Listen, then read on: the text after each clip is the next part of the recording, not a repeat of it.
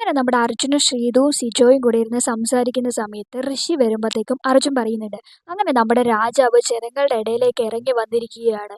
Orange നിക്കറിട്ടുകൊണ്ടാണ് നമ്മുടെ രാജാവ് ജനങ്ങളുടെ ഇടയിലേക്ക് ഇറങ്ങി വന്നിരിക്കുന്നത് എന്നൊക്കെ പറയുകയാണ്.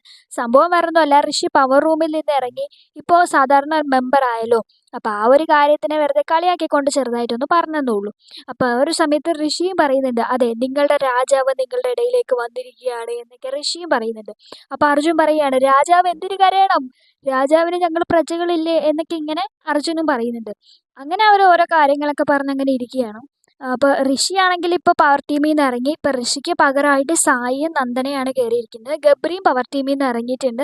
അപ്പോൾ ഋഷി സ്വന്തം ഇഷ്ടപ്രകാരം തന്നെ ഋഷിക്ക് പവർ ഉപയോഗിക്കാൻ പറ്റിയിട്ടില്ല എന്നുള്ളത് കൊണ്ട് ഋഷി സ്വയം മാറിക്കൊടുക്കുകയായിരുന്നു ഉണ്ടായിരുന്നത്. അപ്പോൾ എന്തായാലും ഇനി പുതിയ വന്നിരിക്കുന്ന മെമ്പേഴ്സിനെയും കൂടെ കൂട്ടിയിട്ട് പവർ ടീം എത്രത്തോളം പവർ കാണിക്കുമെന്നുള്ളത് നോക്കാം. ജിൻഡോയും ജാസ്മിനും വളരെയധികം ആഗ്രഹിച്ചിരുന്നു പവർ ടീമിലേക്ക് ഒന്ന് കയറി പറ്റാൻ വേണ്ടിയിട്ട്. എന്തായാലും അവർ മത്സരത്തിൽ തോറ്റുപോയതുകൊണ്ട് അവർക്ക് കയറി പറ്റാനും പറ്റിയില്ല.